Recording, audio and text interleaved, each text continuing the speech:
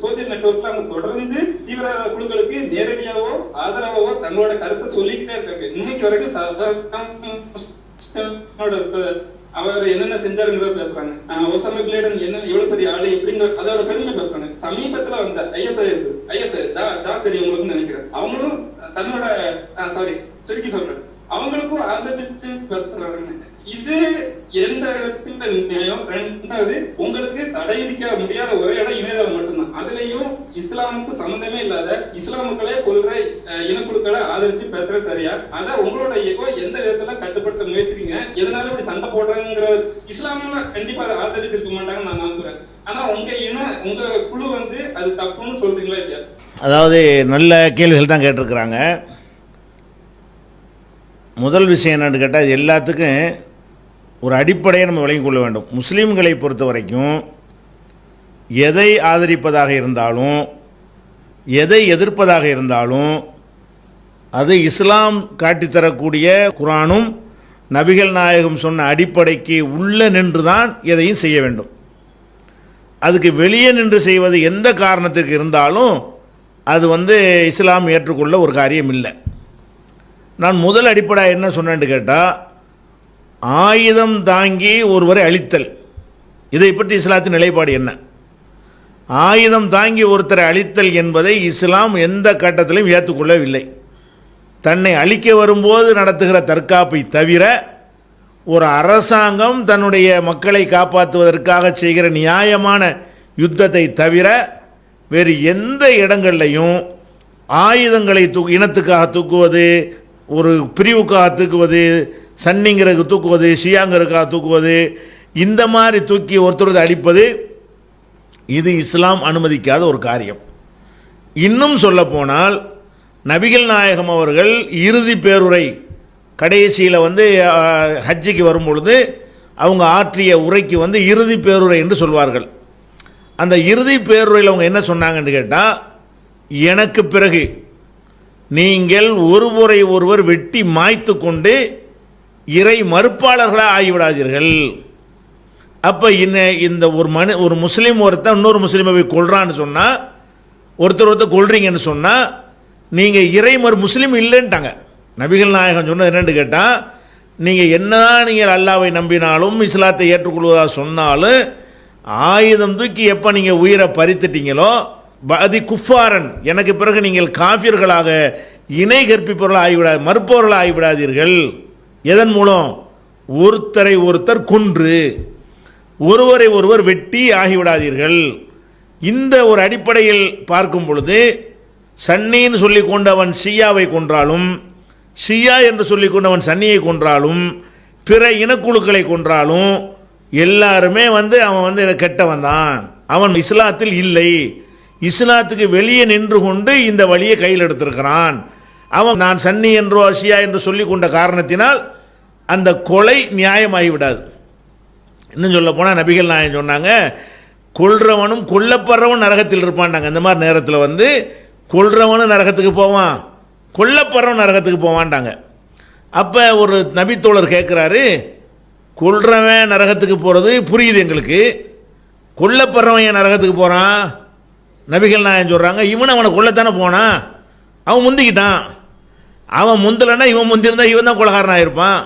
அப்போ கொல்வதற்காக நீங்கள் ஆயுதம் தூக்கி ஒருத்தனை கொண்டுட்டான்னு சொன்னால் 2 பேரும் நரகத்துக்கு போவார்கள். அப்போ இது எல்லாருமே புறக்கணித்த ஒரு கொள்கையாக இருக்கிறது.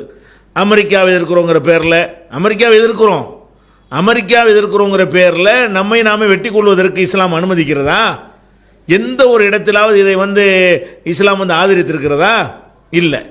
அப்போ இவங்க யுத்தம் செய்யக்கூடிய ஜிஹாத் என்கிற பேரில் செய்யக்கூடிய எந்த ஒரு காரியத்தையும் இஸ்லாம் ஆதரிக்கவே கிடையாது. இப்போ ஐஎஸ்ங்கிறான், இவனுக்கு இஸ்லாத்தின சம்பந்தம்? இவனை ஆயுதம் தூக்க அனுமதித்த குர்ஆன் வசனம் எது? இவன் அப்பாவி மக்களை போய் கொள்வதற்கு இவனை அனுமதிக்கிற நபி மொழி எது? ஒன்றும் கிடையாது. நபிகள் நாயகம் போர்க்களத்தில் செஞ்சார்கள் என்பதை தவிர, அது எல்லாரும் செய்ய வேண்டிய ஒரு விஷயம். போர்க்களத்தில் எதிரிகள் வரும்பொழுது எதிரியை தடுத்து நம்ம மக்களை காப்பாற்றுவதற்காக செய்கிற ஆயுதத்தை அவர்கள் தூக்கவில்லை. அப்பாவிகளை கொள்கிறார்கள், ஒரு பொது இடங்களில் நுழைந்து தாக்குகிறார்கள், இந்த மாதிரியான ஒரு காட்டு மிராண்டித்தனமான ஒருத்தனை வந்து கழுத்தை அடுத்து வீடியோவில் வெளியிடுகிறார்கள். அவன் அமெரிக்காக்காரனை எதுக்குறவங்க அமெரிக்காவில் எல்லாரையும் கொள்ளணுமா? அமெரிக்காக்காரன் என்ற ஒரு காரணத்துக்காக வேண்டி இனத்துக்காக வேண்டி எவன் போர் செய்கிறானோ அவன் வந்து நரகத்துக்கு போவான் என்று நபிகள் நாயகம் சொன்னாங்க. இது இனவெறியில் செய்யக்கூடிய ஒரு யுத்தம். அமெரிக்காக்காரன் ஏதோ செய்கிறான், பிரிட்டன்காரன் செய்கிறான்னு சொன்னால் அது பெண்டகனும் அங்கே உள்ள இராணுவ தலைமையகங்கள் தான் அதுக்கு பொறுப்பேற்கணுமே தவிர இந்த அமெரிக்காவிலேருந்து ஒரு சுற்றுலா வந்தவனோ ஒரு பேப்பர்காரனோ அவன்லாம் இதுக்கு பொறுப்பாளியா? அப்போ அவனை வந்து வீடியோவில் அதை வீடியோவில் எடுத்து போட்டு அதை காட்டுறாங்க. அதுக்கு ஆதரவாக எங்கள் பேரில் உள்ள முஸ்லீம் செய்கிறான்னு சொன்னால் அவனும் இந்த குற்றத்தில் பங்காளி ஆயிடுறான். அவனும் இதே ஜட்ஜ்மெண்ட்டுக்குரியவன் தான். எந்த ஜட்ஜ்மெண்ட்டு? இறைவனை நிராகரித்தவனாக சாக போகிறார்கள். எப்படி ஒரு தவறான செயலை வந்து செய்கிறானோ அதை நியாயப்படுத்துகிறவனுக்கும் அதே நிலை தான் இஸ்லாத்தில். நீங்கள் பார்த்தீர்களே, ஆனால் நாங்கள் வந்து ஒரு 15-20 ஆண்டுகளாக இந்த பிரச்சாரத்தை செய்து வருகிறோம். ஒரு கட்டத்தில் நாங்கள் இவங்களாம் ஆதரித்தது கிடையாது. சதாம் ஹுசைனை தூக்கில் போட்டும் போது கூட ரெண்டையும் எழுதணும். இவங்க வெளிநாட்டில் போய் ஆதிக்கம் பண்ணதையும் எழுதணும். சதாம் முஸ்லீமை வாழ்ந்தாரா? அவர் இஸ்லாத்தை முதல் கடைப்பிடிச்சாரா? அவர் இதே மாதிரி எத்தனை இனக்குழுக்கள் அழித்தவர் தானே இவர்? அதையும் எழுதணும். அமெரிக்காவிட்ட ஆயுதம் வாங்கிட்டு தானே ஈரானோட ஒரு போர் செஞ்சார். அப்போ எல்லாமே அமெரிக்காவுடைய கைக்கூலிகளாக இருந்தவர்கள் தான் பிந்தி எதிரியாக மாறினார்கள். இவங்களை பற்றியெல்லாம் பெரிய ஹீரோ ஒர்ஷிப் எங்கள் சமுதாயத்துக்கு தேவையில்லை. ஆனால் நீங்கள் சொல்கிறபடி மீடியாக்கள் தான் புறக்கணிக்கிறேன் என்று சொன்னால் இணையதளங்கள்லையும் இதே மாதிரியான கருத்துக்கள் எழுதுவதை நாங்கள் பார்க்கிறோம், வெறுக்கிறோம். இதிலையாவது உள்ளதை சொல்லி இதுக்கு இஸ்லாத்துக்கு சம்பந்தம் இல்லை என்று சொல்லக்கூடிய தைரியமற்றவர்களாகவோ அல்லது பொறுப்பற்றவர்களாக எங்கள் சமுதாயம் இருப்பதை நாங்கள் பார்க்குறோம். ஆனால் நாங்கள் அஞ்சாமல் சொல்லி கொண்டு தான் இருக்கிறோம். இப்படி சொல்லுவதனால் எங்களுக்கு எதிராக கூட ஆயுதம் தூக்கணும், அந்த கிறுக்கணுவோம். 4 கிறுக்கன்னு சொன்னோம்ல, அதை பற்றிலாம் நாங்கள் கவலைப்படவே இல்லை. இஸ்லாத்தை தான் நாங்கள் சொல்லுவோம். இஸ்லாத்தை சொல்வதற்காக வேண்டி எங்களுக்கு எதிராக அந்த மாதிரியான பலப்பிரயோகம் செய்யப்பட்டாலும் நாங்கள் அதுக்கு அஞ்சாமல் தமிழ்நாடு தௌஹீத் ஜமாத் என்ற இந்த இயக்கத்தின் சார்பாக பிரச்சாரத்தை நீங்கள் எடுத்து பாருங்கள். அதுக்குன்னு தனி பிரசுரங்களை வெளியிட்டிருக்கிறோம். ஒவ்வொரு விஷயத்துக்கும் தற்கொலை தாக்குதல், ஒவ்வொரு விஷயத்துக்கும் இஸ்லாத்தில் அனுமதி இருக்கிறதா என்பதை குர்ஆன் வசனங்களை போட்டு நபிமொழியை போட்டு ஒரு புத்தகமாகவே தயார் பண்ணி ஒவ்வொரு முஸ்லீம் அல்லாதவர்களுக்கும் முஸ்லீம்களுக்கு கொண்டு போய் சேர்க்கிற வேலையை நாங்கள் செய்து கொண்டிருக்கிறோம். நீங்கள் வருத்தப்பட்டு சொல்கிறதை விட அதிகமாக நாங்கள் இதுக்கு வருத்தப்படுகிறோம். உண்மைதான். இந்த இணையதளங்கள் மூலமாக இவர்கள் செய்யக்கூடிய இது மாதிரியான பயங்கரவாதிகளுக்கு கொடுக்கக்கூடிய சப்போர்ட்டு சரியாக இஸ்லாத்தை புரிந்து கொள்ளக்கூடிய மக்களை தடுக்கிறது. இதற்கும் குர்ஆனுக்கும் சம்பந்தம் இல்லை, இதற்கும் நபிகள் நாயகத்தினுடைய போதனைக்கும் சம்பந்தம் இல்லை. இது வந்து இஸ்லாத்தையே எல்லோரும் வெறுக்கிறார்கள் இல்லையா, அதை வந்து அதிகப்படுத்துவதற்கு இது உதவும். இவங்க எல்லாரும் இப்படி தான் இருக்கிறாங்க என்ற கருத்து உருவாவதற்கு இது இன்னும் அதிகமான ஊக்குவிப்பாக இருக்கும் என்பதுதான் எங்களுடைய கருத்து.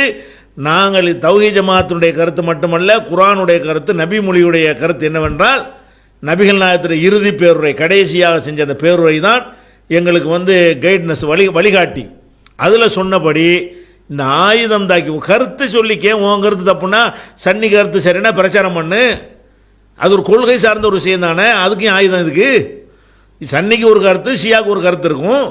நாங்களும் ஷியாவை எதிர்த்து நாங்கள் பிரச்சாரம் பண்ண தான் செய்கிறோம். ஷியாவுடைய கொள்கை தப்பு, அந்த வழிமுறை தப்பு, அது இஸ்லாமிய கான்செப்டுக்கு எதிரானது, பாரம்பரிய நபியுடைய பாரம்பரியத்துக்கு தான் ஆட்சி அதிகாரம் இருக்குன்னு அவங்க பேசிக்க வச்சிருக்கிறான். நபிகள் நாயகத்தை வந்து இறைவனுடைய தன்மை பெற்றவராக, அவங்களுடைய மருமகன் அலியை வந்து கடவுளாக அவன் சித்தரிக்கிறான். இதெல்லாம் தவறு என்று நாங்கள் பேசுகிறோம். அவன் நம்மளை பேசிட்டு போகிறான். கொள்கையை பேசுவதற்காக அந்த யுத்தங்கள் நடக்கிறது. இன்னும் சொல்ல போனால் அந்த ஷியான்னு சொல்கிறோமே அவனும், இந்த சன்னின்னு சொல்கிறோமே ஆயுதம் தூக்குறான் ஒருத்தனுக்கு ஒருத்தன், இவனும் இந்த கொள்கையை போய் சொல்லி அதுக்காக சண்டை வரல. ஷியா வந்து அவனுடைய கருத்தை பிரச்சாரம் பண்ண போய் அதில் கொந்தளிச்சு போய் இவன் அடித்தானாண்டா அதுக்கு அடிக்கலை. அல்ல சன்னிங்கிறவன் அவன் கருத்தை போய் பிரச்சாரம் பண்ண போய் இவன் எதிர்த்து அதில் வந்த சண்டையாண்டு அதுவும் கிடையாது. அவன் அந்த பிரிவில் இருக்கிறான் என்பதற்காக நடக்கிற தாக்குதல் இது. அவன் ஒரு கருத்தை பொதுவாக நீங்கள் சொன்ன மாதிரி சாதாரண மக்கள்லாம் இருக்கிறாங்களா அவங்கள் மீது தான் தாக்குதல். அவன் எதுலையும் பிடிப்பற்றவனாகத்தான் இதுலையும் இருப்பான் அதுலையும் இருப்பான். அப்போ இனம்ங்கிற வகையில் தான் இந்த தாக்குதல் நடக்குதே தவிர இதில் ஷியாங்கிறவனை அந்த கொள்கை எதிர்த்து அவர் தப்பான கொள்கையில் இருக்கிறார்கள், அதை எங்கள்கிட்ட திணிக்கிறார்கள், அப்படி நடந்த அப்படியும் கூட ஆயுதம் தூக்கக்கூடாது.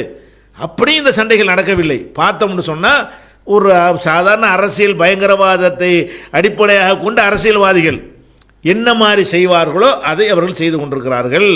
இதை நாங்கள் ஆதரிக்கவில்லை. முஸ்லீம்களே செஞ்சாலும் சரிதான், அதுக்கு இஸ்லாத்துக்கு சம்பந்தம் இல்லை என்று சொல்லுவதுதான் எங்களுடைய கடமை. இல்லை என்றால் நாங்கள் இறைவனிடத்தில் பாவியாகி விடுவோம். இறைவன்ட்ட நாங்கள் விசாரணைக்கு உட்பட்டவர்கள் ஆகிவிடுவோம். நாங்கள் இதுகாலம் வரை எங்களுடைய எந்த ஒரு பேச்சில் எழுத்திலேயோ இவங்களெல்லாம் நாங்கள் ஆதரிக்கவே கிடையாது. இவங்களை எதிர்த்து தான் களம் இறங்கி போராடி கொண்டிருக்கிறோம் தமிழகத்தில். இப்படி உலகம் முழுவதும் அங்கங்கே இந்த எதிர்த்து பிரச்சாரம் செய்யக்கூடிய அமைப்புகள் இயக்கங்கள் இருந்து கொண்டு தான் இருக்கின்றன. அப்போ அந்த ஒரு அடிப்படையில் பார்த்தீர்களேயானால் நான் இஸ்லாமுடைய பேசிக்கில் நின்று பார்த்தால் இதெல்லாம் தவறு. அதை நாங்கள் இப்போ எங்கேயும் சொல்லுவோம், உரத்து சொல்லுவோம். இப்போ இதை கேட்டுக்கொண்டிருக்கூடிய முஸ்லீம் மக்களுக்கு சொல்லிக் கொடுக்குறோம், இந்த குறையை நிவர்த்தி செய்யுங்கள். இணையதளங்களை பயன்படுத்தி இவங்க எல்லாம் கொள்வதற்கு இவனுக்கு யார் அனுமதி கொடுத்தான்னு கேளுங்க. இது யாரா உனக்கு நீ ஷியாங்கிற கொள்கைக்கு எதிராக இந்த யுத்தம் நடக்குதுன்னு கேளுங்க. அப்போ இந்த சன்னிங்கிற கொள்கைக்கு எதிராக அது நடக்குதுன்னு கேளுங்க. இன்னும் நான் ஆள்வதா நீ ஆள்வதா, எனக்கு இல்லை நீயா, உனக்கு இல்லை நானா, இது எப்படி இஸ்லாம் ஆகும்? இதுக்கும் இஸ்லாத்துக்கும் சம்பந்தம் இல்லைங்கிறது பளிச்சுன்னு பச்சையாக தெரியக்கூடிய ஒரு மேட்ரு இது. இதில் போய் இஸ்லாமிய கலரை கூட்டி அவன் தாடி வைத்திருக்கிற ஒரு காரணத்துக்காக வேண்டி, அவன் பிஸ்மில்லா அல்ஹம்துலில்லாஹ்னு சொல்கிற காரணத்துக்காக வேண்டி அதுக்கு இஸ்லாமிய கலர் போடணுமா? அதுதான் இஸ்லாமிய கலராக எங்கள் மக்கள் நினைத்து கொண்டிருக்கிறார்கள். இதுக்கு எதிராக நீங்கள் சொன்னதை அடிப்படையாக வைத்து எங்கள் மக்கள் எங்களால் இயன்ற அளவுக்கு நாங்கள் என்ன செய்வோம், அந்த மாதிரியான